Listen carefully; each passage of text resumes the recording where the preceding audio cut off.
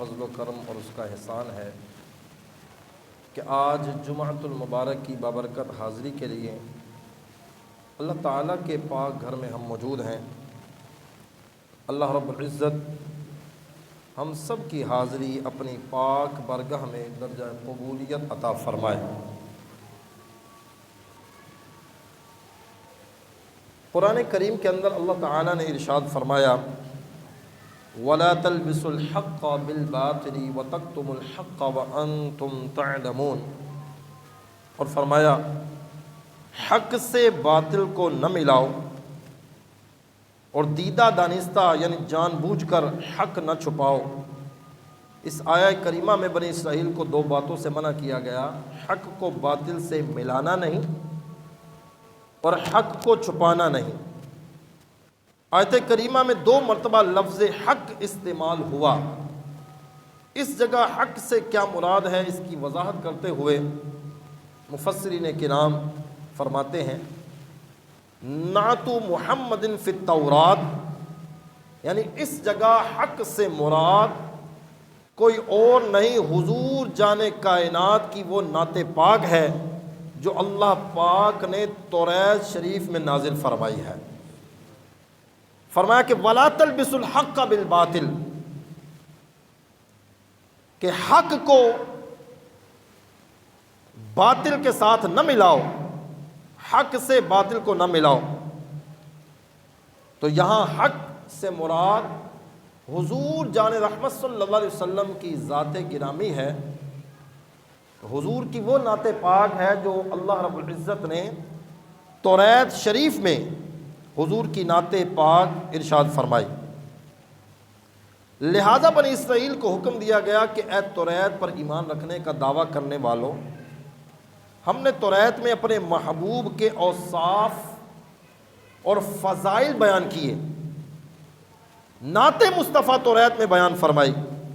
اب تم پر لازم ہے کہ تم ہمارے محبوب کی نعتوں میں نہ تو اپنی طرف سے باطل کی ملاوٹ کرو، نہ ہمارے محبوب کی نعتیں چھپاؤ، بلکہ جتنا ہو سکے ہمارے محبوب کی نعتوں کا چرچا کرتے رہو۔ پیارے اسلامی بھائیوں، یہاں سے اندازہ لگائیے کتنے خوش نصیب ہیں وہ لوگ جو اوصاف مصطفیٰ کا خوب چرچا کرتے ہیں، جھوم جھوم کر حضور کی نعتیں پڑھتے ہیں۔ اللہ پاک ہم سب کو بھی نعت مصطفیٰ کے ساتھ گہری محبت نصیب فرمائے۔ نعت سنتا رہوں، نعت کہتا رہوں، آنکھ پرنم رہے، دل مچلتا رہے، نجم نام محمد زباں پر رہے، ذکر ہوتا رہے سانس چلتی رہے، ذکر ہوتا رہے سانس چلتی رہے۔ اے عاشقان مصطفیٰ، اے عاشقان رسول، اللہ پاک نے توریت شریف میں جو اوصاف مصطفیٰ بیان فرمائے، بنی اسرائیل کو حکم ہوا کہ ان کو ہرگز مت چھپانا بلکہ ان کا چرچا کرتے رہنا۔ آئیے توریت شریف میں اترنے والی ایک نعت مصطفیٰ سنتے ہیں، امام حاکم کی مستدرک میں حدیث پاک ہے، مسلمانوں کے چوتھے خلیفہ امیر المؤمنین مولا علی مشکل کشا شیر خدا رضی اللہ تعالی عنہ روایت کرتے ہیں، ایک مرتبہ بنی اسرائیل میں سے ایک شخص نے بارگاہ رسالت میں حاضر ہو کر اسلام قبول کیا، اور اس نے توریت شریف میں لکھے ہوئے کچھ اوصاف مصطفیٰ بھی بیان کیے۔ اس نے کہا اے محبوب صلی اللہ تعالی علیہ وسلم، توریت شریف میں آپ کی نعت یوں ہے، محمد بن عبد اللہ مولدہ بمکہ ومہاجرہ بطیبہ وملکہ بالشام۔ اس حدیث مبارکہ کو آپ توجہ کے ساتھ پھر سنیے، کیونکہ ہماری ساری گفتگو کا دار و مدار اسی پر ہے۔ انشاءاللہ عز و جل اسی کے متعلق آج ساری گفتگو ہونی ہے، جتنا بھی وقت ہمارے پاس ہے۔ تو میں چاہتا ہوں میں دوبارہ اس حدیث مبارکہ کو بیان کروں تاکہ آپ مزید توجہ کے ساتھ اس بات کو سمجھنے میں کامیاب ہو جائیں کہ یہ الفاظ حدیث مبارکہ کے کیا ہیں۔ پھر سنیے، اس نے عرض کیا جو بنی اسرائیل کا وہ شخص جو حضور کی بارگاہ میں حاضر ہوا تھا اور اس نے کلمہ پڑھا، مسلمان ہوا، وہ کہنے لگا جی ہم توریت شریف پڑھتے تھے، توریت شریف کے اندر آپ کی نعت مصطفیٰ ان اوصاف کے ساتھ ذکر کی گئی، محمد بن عبد اللہ مولدہ بمکہ ومہاجرہ بطیبہ وملکہ بالشام۔ محمد بن عبداللہ مکہ مکرمہ ان کا مقام ولادت ہوگا، محمد بن عبداللہ مکہ مکرمہ ان کا مقام ولادت ہوگا، ومہاجرہ بطیبہ اور ان کا ہجرت گاہ وہ طیبہ یعنی مدینہ شریف ہوگا۔ آگے فرمایا وَمُلْكُهُ بِالشام، اور ملک شام ان کا مقام بادشاہت ہوگا۔ بلند آواز سے کہو ذرا سبحان اللہ۔ اب آپ سمجھیے، یہ تین چیزیں بیان ہوئی۔ پہلے فرمایا کہ وہ جو محمد بن عبداللہ ہیں ان کی ولادت کا مکہ ہوگی، بات سمجھ آ گئی کہ حضور جان رحمت صلی اللہ علیہ وسلم کی ولادت باسعادت مکہ مکرمہ کے اندر ہوئی۔ آگے فرمایا وَمُحَاجَرُهُ بِطَیبَہ، ان کی ہجرت گاہ جو ہوگی وہ مدینہ ہوگی۔ یہ بھی بات سمجھ آ گئی کہ ہجرت گاہ مدینہ حضور کی ہے، کہ یہ بات ہمارے آقا محمد بن عبداللہ جو آخری نبی ہیں صلی اللہ تعالی علیہ وسلم رضی اللہ تعالی عنہ، ان کی بات ہو رہی ہے۔ آگے فرمایا وَمُلْكُهُ بِالشام، توریت شریف کے اندر جو حدیث مبارکہ ہے اس میں یہ تیسرے الفاظ یہ ہیں وَمُلْكُهُ بِالشام، کہ ان کا جو بادشاہت کا مقام ہوگا وہ ملک شام میں ہوگا۔ تو جب ہم احادیث مبارکہ کو دیکھتے ہیں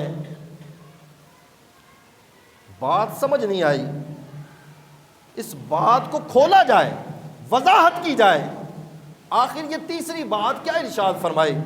حالانکہ حضور جان رحمت صلی اللہ تعالی علیہ وسلم اپنی ظاہری زندگی کے اندر کبھی ملک شام نہیں گئے، ویسے تو ساری کائنات پر میرے مصطفیٰ کا سایہ ہے، ساری کائنات پر میرے مصطفیٰ کا سایہ، لیکن بظاہر حضور اپنی زندگی مبارکہ کے اندر ایک مرتبہ بھی ثابت نہیں کہ آپ نے ملک شام کا سفر کیا ہو۔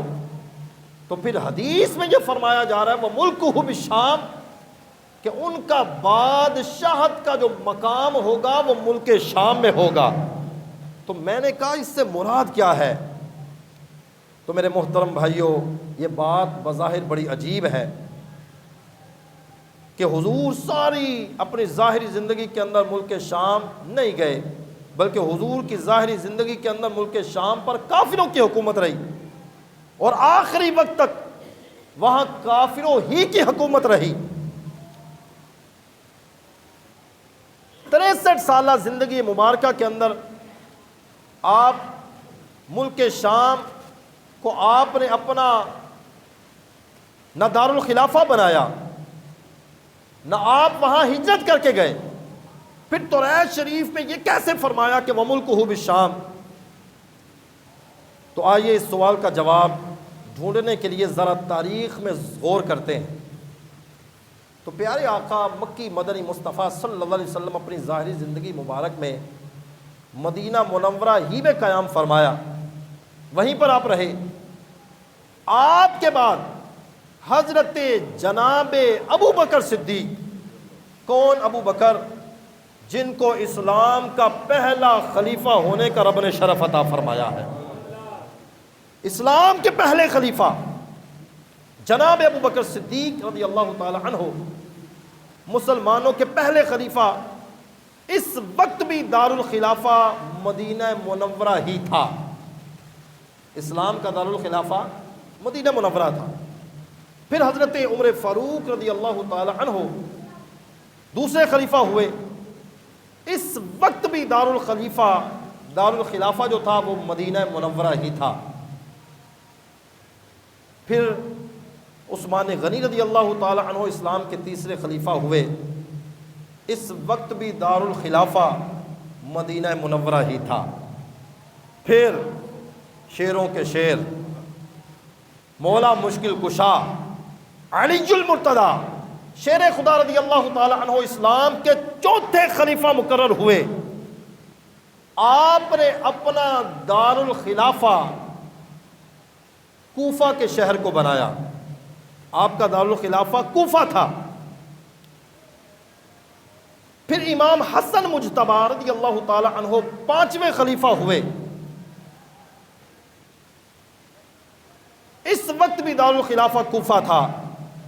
یہاں آ کر خلافت راشدہ کی مدت کے 30 سال مکمل ہو گئے۔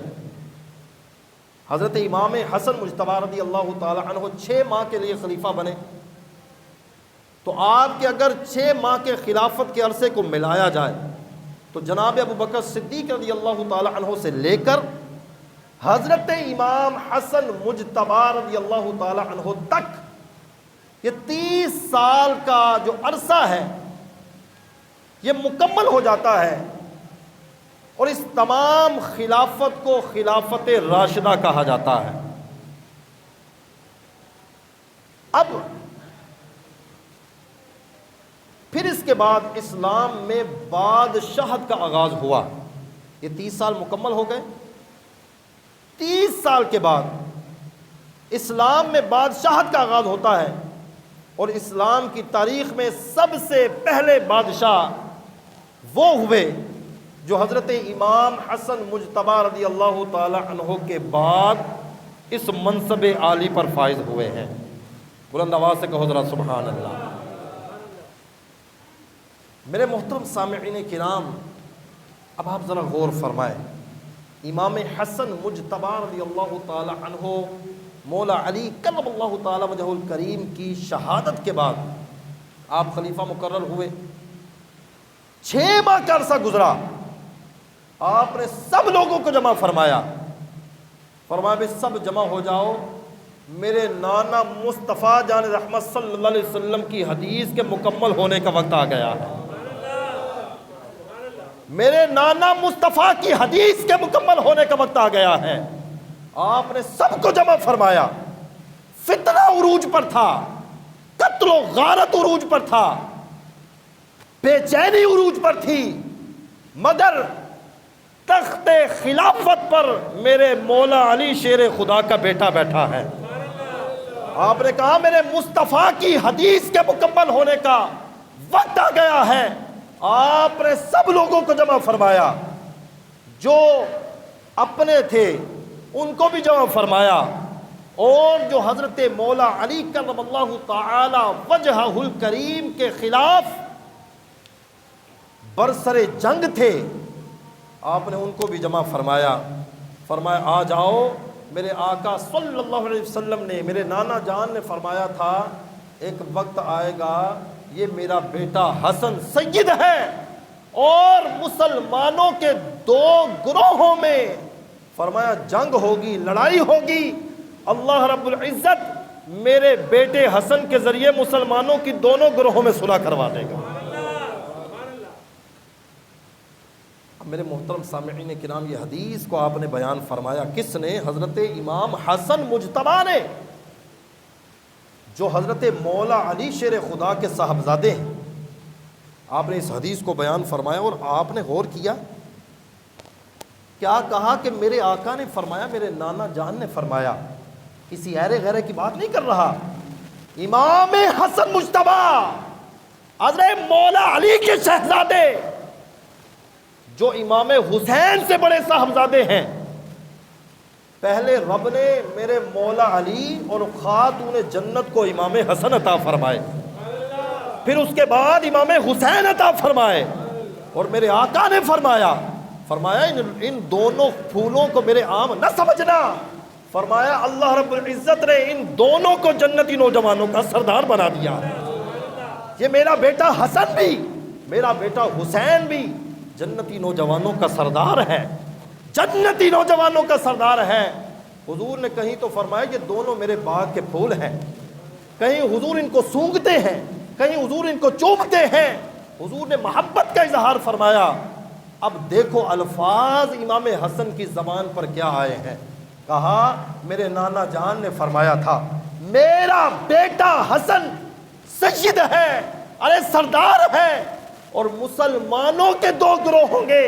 اور لوگوں پتہ چلا وہ جو حضرت علی اور حضرت علی کے مخالف تھے، کریم آقا علیہ السلام کے ارشاد کے مطابق یہ بات تو سمجھ آئی وہ کافر اور مشرک نہیں، بلکہ اللہ رب العزت نے ان کو بھی ایمان کی دولت عطا فرما رکھی ہے۔ ایک بات حضور کی حدیث سے ہمیں یہ سیکھنے کو ملی کہ وہ حضرت علی کی طرف ہو یا حضرت علی کے مخالف ہو، کہا وہ دونوں مسلمان ہیں۔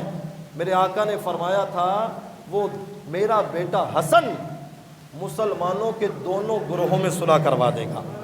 فرمایا آ جاؤ، اب وہ وقت آ گیا ہے۔ اب میرے محترم سامعین کرام، حضرت امام حسن مجتبی رضی اللہ تعالی عنہ نے جو آپ کے ابا جان حضرت مولا علی کرم اللہ تعالی وجہہ الکریم کے مخالف تھے، آپ نے شرائط کے ساتھ ان سے صلح فرمائی اور تخت سلطنت جو تھا آپ نے مخالفوں کے حوالے کر دیا۔ اس وقت جو بظاہر مخالف تھے ان کے حوالے کر دیا، آپ نے ان کے ہاتھ پر بیعت بھی کر لی۔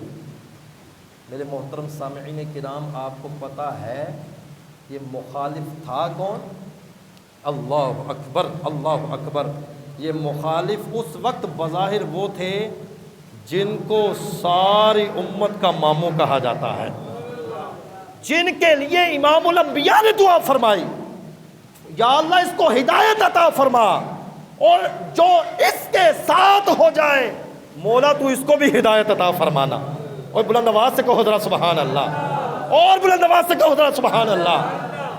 نبی آخر الزمان، ارے جس کے لیے ہدایت کی دعا فرمائے ہیں، اور اعلیٰ حضرت حضور کی دعاؤں کے متعلق کیا کہتے ہیں؟ اجابت کو جوڑا عنایت کا صحرا، ارے دلہن بن کے نکلی دعائے محمد، اور اجابت نے جھک کر گلے سے لگایا بڑی ناز سے جب دعائے محمد، بڑی ناز سے جب دعائے محمد۔ میرے آقا دعا کر رہے ہیں مولا میرے اس صحابی کو ہدایت بھی عطا فرما، اور جو اس کے لڑ لگ جائے مولا تو اس کو بھی ہدایت عطا فرما۔ اب دعائے مصطفیٰ کو آپ اور میں کیا سمجھیں گے؟ جو امام حسن سمجھیں؟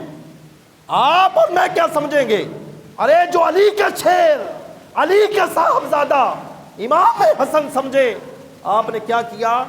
آپ نے جا کر ان کے ہاتھ پر بیعت بھی کی، فرمایا آج کے بعد میں اختلاف ختم کرتا ہوں، اپنے نانا جان کی حدیث کو پورا کر رہا ہوں۔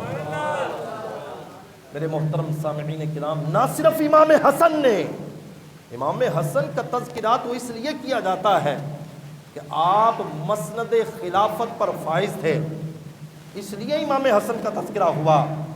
در پردہ امام حسن نے بھی آپ کی بیعت کی ہے اور امام حسین نے بھی آپ کی بیعت کی ہے۔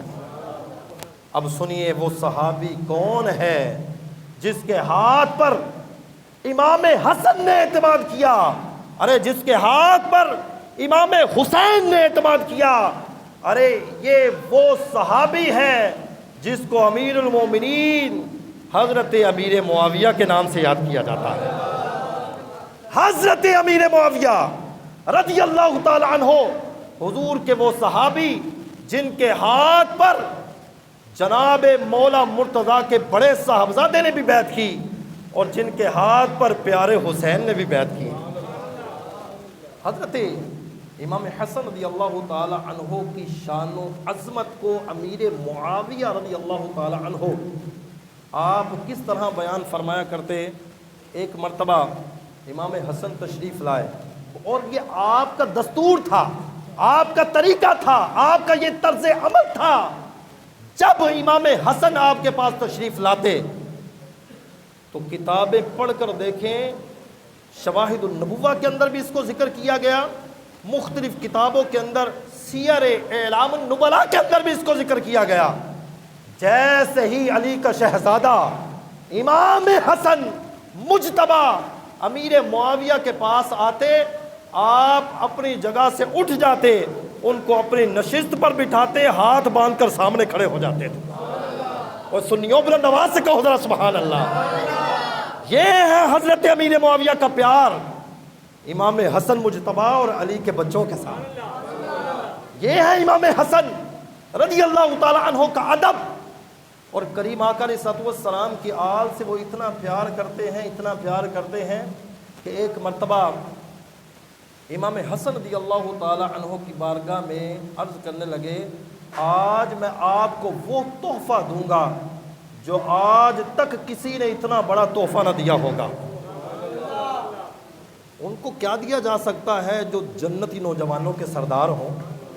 یہ ہماری تربیت کے لیے تھا، یہ ہمیں بتانے کے لیے تھا کہ لوگ آئیں گے، باتیں کریں گے طرح طرح کی۔ امام حسن رضی اللہ تعالی عنہ کو یار جو بندہ، جو صحابی اپنی جگہ پر بٹھائے اور ہاتھ باندھ کر سامنے کھڑا ہو جائے، یہ ادب نہیں تو اور کیا ہے؟ ارے یہ ادب نہیں تو اور کیا ہے؟ آپ نے اس طرح ان کا اکرام فرمایا اور 4 لاکھ درہم کا تحفہ امام حسن مجتبی کی بارگاہ میں پیش کر دیا۔ 4 لاکھ درہم کا تحفہ امام حسن مجتبی کی بارگاہ میں آپ نے پیش کیا۔ 4 لاکھ درہم کا تحفہ۔ ایک مرتبہ ایک شخص تھا، حضرت امیر معاویہ رضی اللہ تعالیٰ عنہ کی بارگاہ میں بیٹھا اور اس نے حضرت علی رضی اللہ تعالیٰ عنہ کی شان کے اندر قصیدے بیان کیے۔ حضرت امیر معاویہ رضی اللہ تعالیٰ عنہ اتنے خوش ہوئے کہ آپ نے اس کے سامنے بھی درہم و دینار کے ڈھیر لگا دیے۔ اچھا، لوگ کہنے لگے کہ بڑی بات ہے، آپ جنگیں بھی کرتے ہیں، ان کی شان سن کر قصیدے بھی بیان، شان سن کر آپ تحائف بھی دیتے ہیں، بڑی عجیب بات ہے۔ حضرت امیر معاویہ رضی اللہ تعالی عنہ نے کہا، کوئی ان کا ہمارا اختلاف جو ہے وہ تو ایک فروعی مسئلے کے اوپر ہے، ایک فروعی مسئلے پر ہمارا ان کا اختلاف ہوا، کیا تو نے مصطفیٰ جان رحمت سے یہ نہیں سنا کہ میرے آقا نے فرمایا تھا علی کے چہرے کو دیکھنا بھی عبادت ہے؟ اور کیا تو نے یہ نہیں سنا؟ تو کہتا میں تحفہ نہ دوں؟ فرمایا میں اس چہرے والے کا قصیدہ سن کر تحفہ دے رہا ہوں جس کے متعلق میرے آقا نے فرمایا تھا علی کے چہرے کو دیکھنا بھی عبادت ہے۔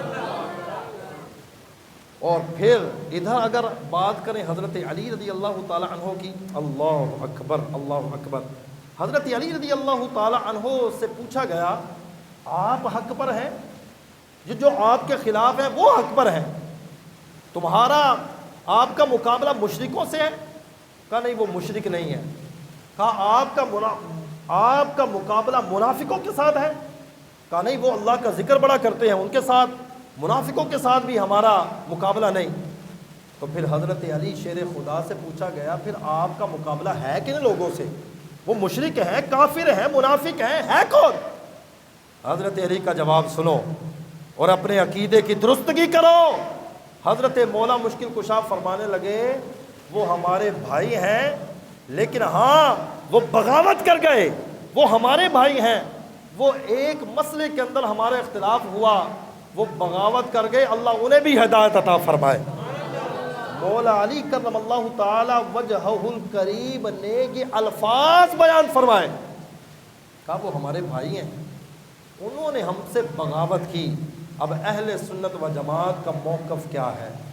یاد رکھیے، ہمارا موقف یہ ہے کہ یہ جو معاملہ ہوا حضرت عثمان غنی رضی اللہ تعالی عنہ کی شہادت کے بعد، افواہوں کا دورہ تھا، فتنہ پرور فتنہ پھیلا رہے تھے اور ذرائع ابلاغ تھے نہیں۔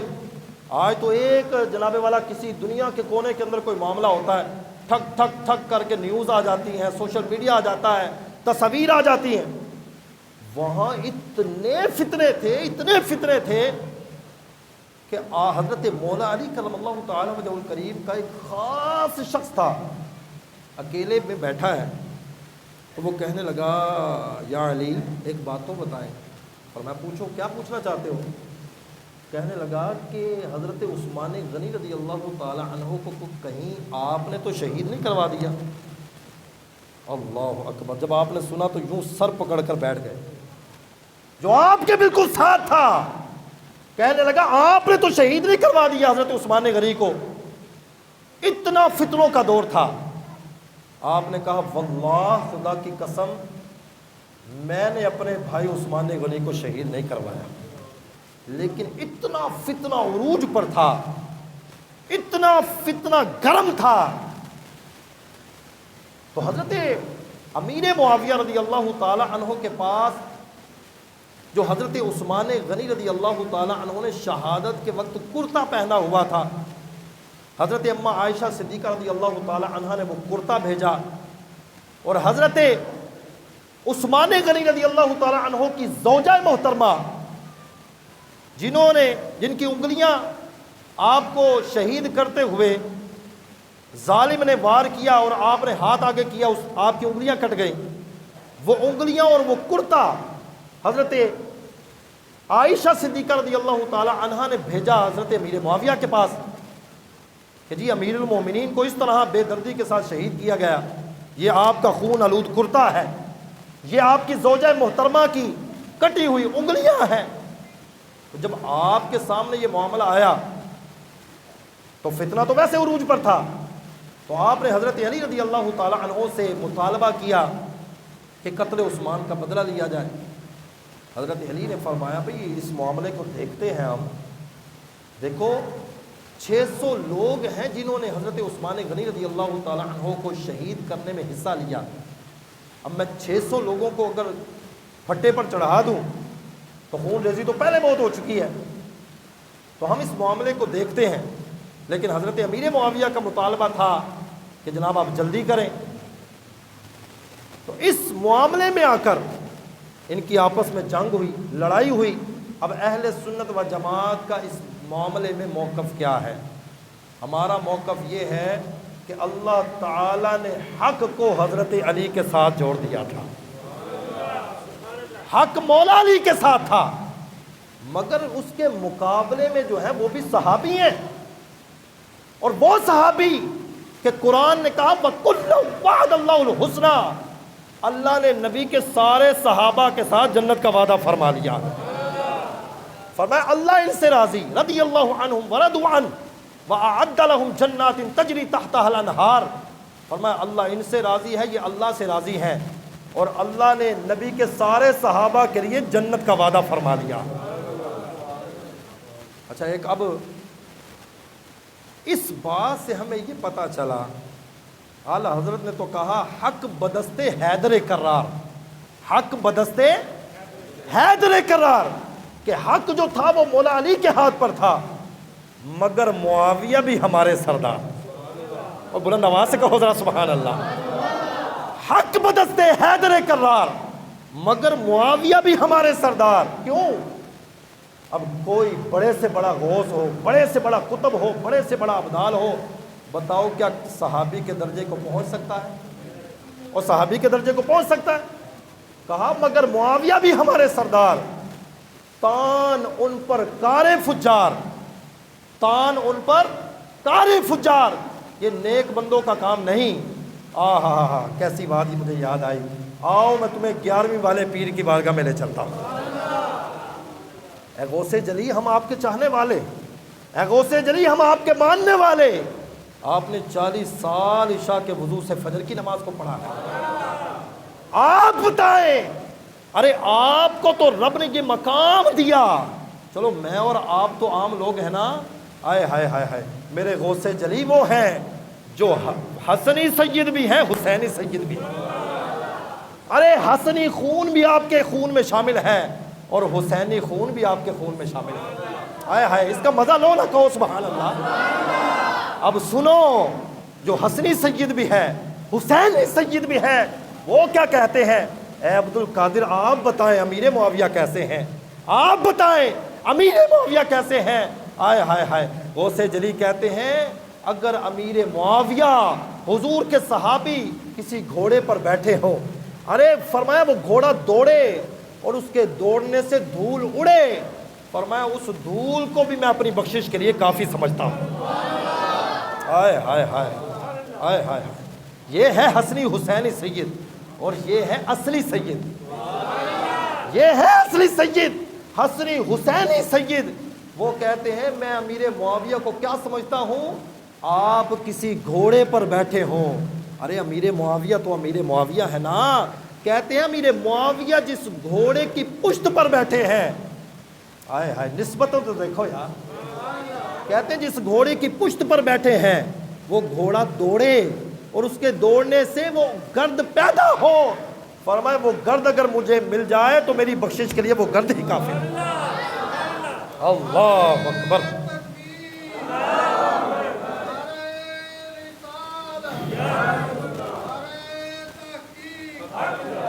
میرے